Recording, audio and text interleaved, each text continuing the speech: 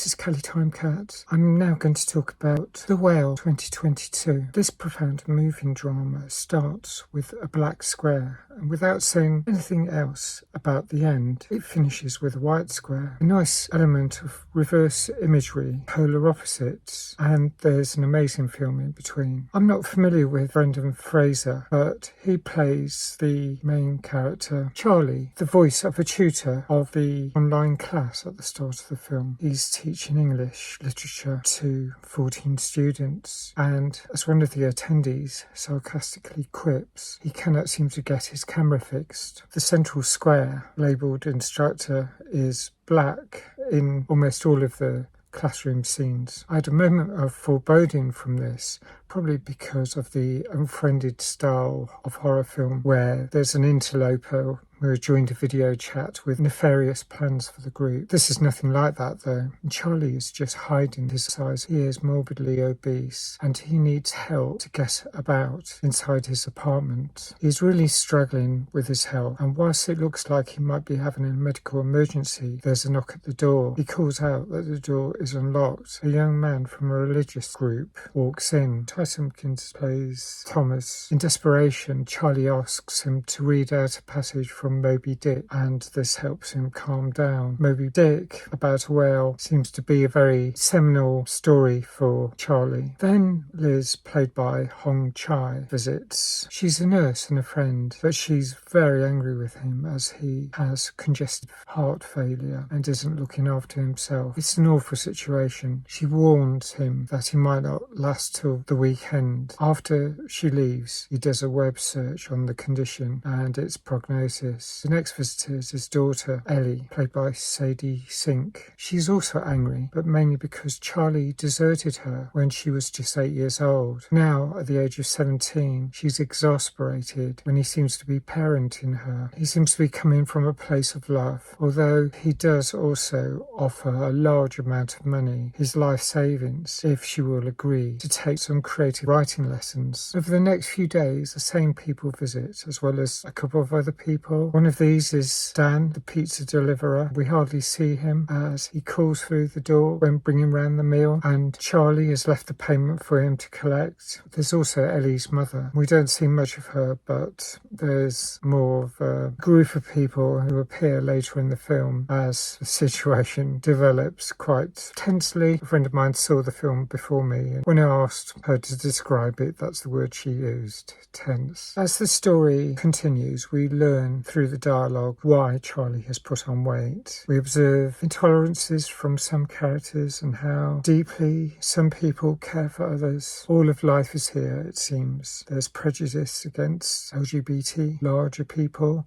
There's the conflict between people who are part of a religious group who think they can save those who are LGBT. There's the pain of losing a loved one, as well as the fear of imminent loss, and how, if you feel you're coming towards the end of an unsuccessful life, the quest to leave some kind of legacy becomes absolutely desperate and nothing else matters. And that is the emotional nub of this film. It's such a heartfelt tribute to the nature of humanity from one particular claustrophobic angle, and it worked so well. I thought it was great. I'll give it 8.5 out of 10. Really wonderful performances by all the characters. They gave their all in this film, and it was really impressive. Loved the film. If you've seen it, let me know your thoughts. As usual, thanks for watching. Bye for now.